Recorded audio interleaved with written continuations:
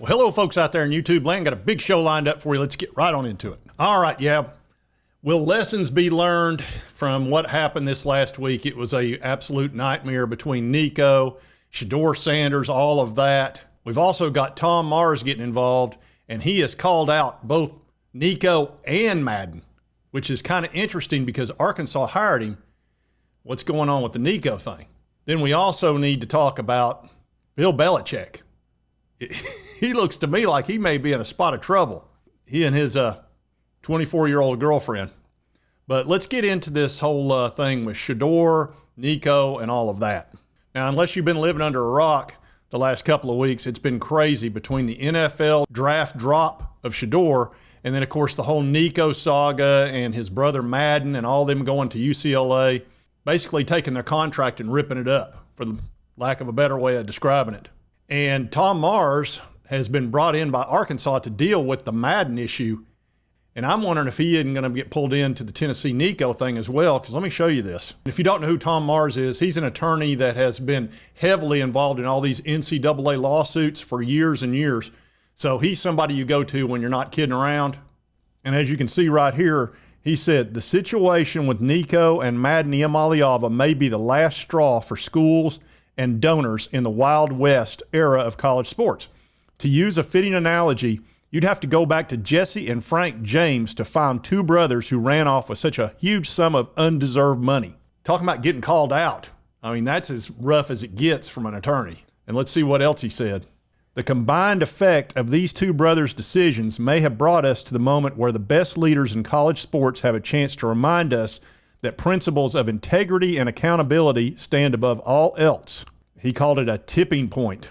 So that makes me think that he may be in contact with Tennessee, and they may be reaching out to Nico to see if something can be worked out with the remainder of that contract, because it was a 3-year deal for $8 million.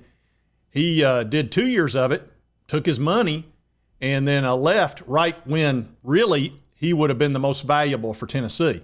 And of course, Madden, he hadn't even played a game. He showed up for spring practice, collected some money. He had like a $500,000 deal, and then he just walked. Said, well, my brother's over here at UCLA, so that's what I'm going to go do. And Tom Mars has already sent a demand letter to Madden saying, hey, where's our money? Yeah, well, here's a suggestion. Have the money by tomorrow and there won't be any problems. Huh? Yeah, 24 hours. Now, my understanding is that Madden's attorney has responded and said there really is no damages because he hasn't received the $400,000 that they want half back, because $400,000 is what's owed of the $500,000. I guess they've already paid him $100,000. And what his attorney is trying to say is that there are no damages. What you're talking about is a exit penalty, and penalty is tougher to prove as opposed to damages, and might be an easier thing to stand on as far as contract law, I guess. Like I said, I'm not an attorney, but they're going to look for any way to not have to pay back any money to Arkansas. So they're going to come up with the best possible defense. Now, we have seen something kind of similar happen with SHEDEUR, who dropped all the way to the 5th round. And I thought he was going to be the second quarterback picked. Cam Ward was pretty much obviously going to be the first pick, because not only did he have a great year at Miami and a terrific quarterback, but he didn't cause any issues. He was Johnny on the spot, so to speak, for interviews. He told anybody that would listen, I'm an American football player. When you Google me, that's what you're going to see. You're not going to see singer, social media influencer, anything along those lines. It was American football player, and he made that very clear. And obviously a lot of teams like that, so he got scooped up. Signed a $48 million or $50 million contract, so he's going to make about $10 million a year, whereas SHEDEUR is going to make about $1.2 million a year. I think he signed it'd be somewhere between $4.5 to $5 million over 4 years. 10 million versus around a 1 million. Pretty big difference. Their numbers were similar. Of course, SHEDEUR had, 41 touchdowns and 4,000 yards. But he had gone into interviews and reportedly had sandbagged a bunch of the teams that he didn't really want to go to and wasn't ready for the whiteboard presentations and all that kind of stuff, where he would have to, answer questions. because he just really didn't want to go to those teams. Please leave this office. We're done with this interview. Do we get any sort of souvenir? Get out of my office! And then, of course, you know, I showed you the video where he came up and said, look, if you're not looking for your culture and your franchise to change, don't get me, which went over like a lead balloon. So he dropped and dropped and dropped, and finally Cleveland picked him up in the 5th round after picking up Dylan Gabriel from Oregon in the 3rd round. And my understanding is they finally let go of Kenny Pickett, who they had picked up a few months ago. So now they're down to 4 quarterbacks. I don't really see going into a season with 4, but they might. But he's going to be number 4, which is not a good place for him to be. He really needs to be traded somewhere where they're quarterback hungry. I wouldn't mind seeing him go to the Raiders. I think he's a terrific quarterback, and I've taken a lot of grief because of that, but I think he's really good. Back off me, man. Back off. The problem is his attitude is not good. You know, he's very into himself, and when you're a rookie, you can't just waltz in and take over a franchise. I mean, nobody's going to go along with that. You've got a bunch of veterans in there that are like, look, kid, you hadn't paid your dues. You're not going to come in here and tell me jack squat. So they probably saw that wasn't going to go over well. A lot of the teams are like, we don't really need that, especially if he's going to be a backup, which it appears he's going to be for a while. So you look at that where SHEDEUR cost himself probably 20, 30 million bucks. And then you see Nico, who went from 2.5 million to 1.5 million. I mean, that's a lot of money lost over just making bad decisions. And here Colin Cowherd talks about it quite a bit. He's just started doing YouTube. He's going to blow up, of course. I mean, he's so well known. But anyway, here he makes a pretty good point that I thought you might want to hear. You know, I've said on my show before, quarterback dad has become pageant mom, where the heart is in the right place, but sometimes they do a disservice to their kids. We saw this with Nico&Sanders, the quarterback for Tennessee. Great program. Dad stepped in. Son didn't show up to a spring practice. We're out of here. And he had no market. So you may not like that there was anonymous coaches saying it was the worst interview ever. I can understand if you don't like that. That feels a little harsh. I get that. However, that doesn't make it untrue. There are multiple reports now, multiple teams that did not feel that SHEDEUR was engaged, that SHEDEUR made people feel small. It's okay to mention that stuff. Yeah. So the question is, will lessons be learned from this? Nico still has time to turn his deal around. He does not look like a happy camper there at UCLA already. He's not going to be surrounded by the 5-star offensive lineman that Tennessee was putting around him. He's going to have a somewhat porous offensive line, and that's going to be a struggle for him, but he's going to have to get past that. All right. This business of everything's about you anymore, you know, you're going to have to prove it out there. And you're in the Big Ten, you're going to have plenty of tough games. But he has a year to try to rehabilitate his reputation as being a bit of a diva and difficult to deal with, because remember, this guy is the first holdout ever in college football history, and he's going to be known, and look, that's going to be with him forever. And that's not my words.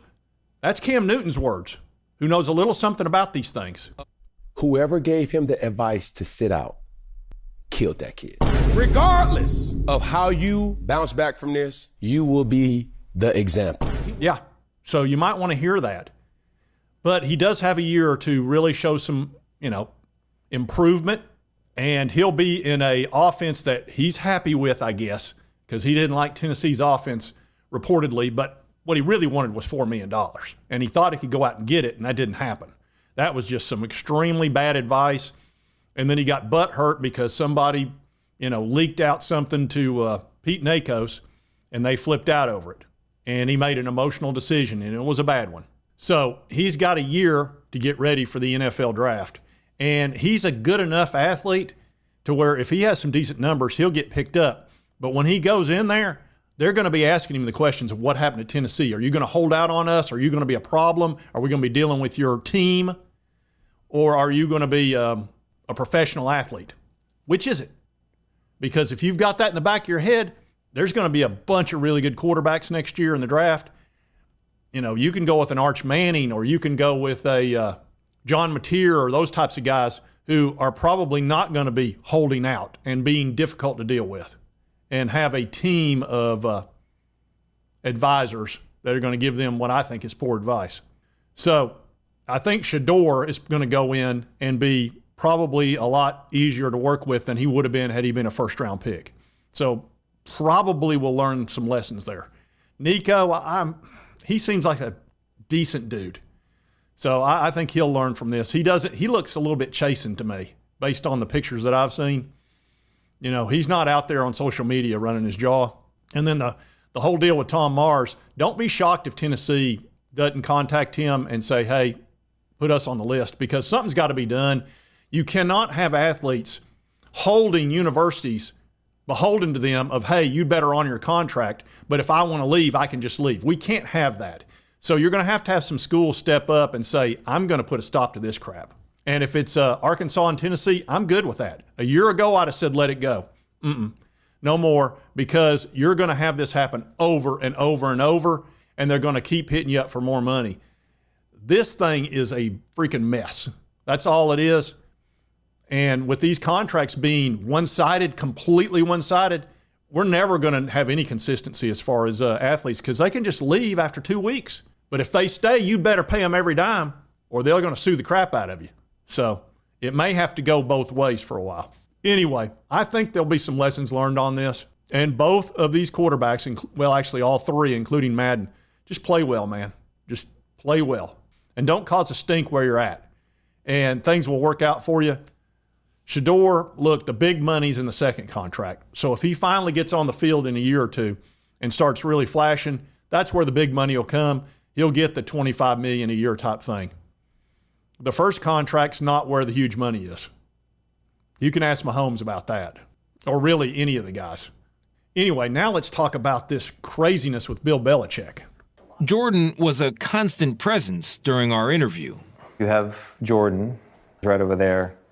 Everybody in the world seems to be following this relationship. They've got an opinion about your private life. It's got nothing to do with them, but they're invested in it. How do you deal with that? Never been too worried about what everybody else thinks. Just try to do what I feel like is best for me and what's right. How did you guys meet? Not talking about this. No? No. It's a topic neither one of them is comfortable commenting on, though Hudson has recently posted about it on Instagram. Yeah, they're not talking about that. She has claimed they met on an airplane by chance. I'm going to go out on a limb and say I'll bet that's not the case. I'll bet she found him through some way, shape, or form and introduced herself, if I had to guess. But look at this little picture. Yeah, we're not talking about that. That reminds me of a lot of different things. If I was that interviewer, I would have said, Bill, if you're in trouble, blink twice. If you're in big trouble, blink 3 times. I'll get you some help. Because I'm telling you, that little girl right there is not to be ignored. I'm not going to be ignored, Dan. Yeah, you ignore her at your own risk, and I hope there's no pet rabbits around there. Anyway, I thought y'all would be interested in seeing that, and there's been plenty of responses on X. This one, for example, yikes. And of course, here was Jordan at a practice, at a North Carolina practice. Look at this outfit.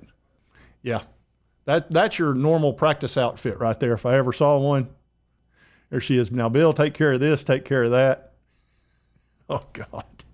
All I'm going to say is this is probably going to end badly. Anyway, Bill's having fun, I guess. And that little girl, at some point, something's going to give. Anyway, if you like this content, be sure to hit that like button. Let's continue to cover all these big college sports stories. If you've not subscribed, boom, boom, boom, hit this little button right here. Won't cost you a dime, help you get my videos. And right over here is the most recent video, YouTube. Thanks, you'll enjoy. We'll see you next time on Sports Talk Jay. Oh my God, don't ever leave me. Ever. Good. Because I'd find you.